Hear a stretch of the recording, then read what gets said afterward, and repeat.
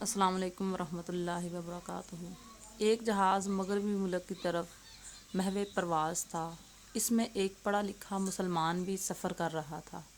جب air hostess نے دوسرے مسافروں کے ساتھ اس کو بھی شراب پیش کی تو اس نے شراب پینے سے انکار کر دیا، جس پر ایئر ہوسٹس نے اپنے سپروائزر کو مطلع کیا۔ سپروائزر نے پوچھا، کیا ہماری خدمت کاری میں کوئی کسر رہ گئی ہے؟ یہ شراب مہمانداری کے طور پر پیش کی جا رہی ہے۔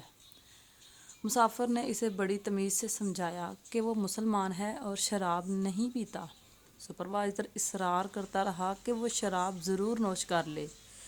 اس کے مسلسل اصرار پر مسافر نے کہا کہ ایسا کرو، یہ جام پہلے پائلٹ کو دو۔ سپروائزر کہنے لگا کہ ایسا کیسے ہو سکتا ہے کہ وہ شراب پی کر جہاز اڑائے؟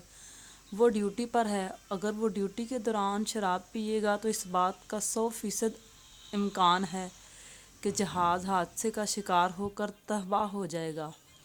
مسافر نے سپروائزر کو کہا کہ میں مسلمان ہوں، میں اپنے ایمان کو بچانے کے لیے ہر وقت ڈیوٹی پر ہوتا ہوں، اور اگر میں شراب پیوں گا تو اس بات کا 100% امکان ہے کہ میں حادثے کا شکار ہو جاؤں گا اور اپنے ایمان کو تباہ کر بیٹھوں گا۔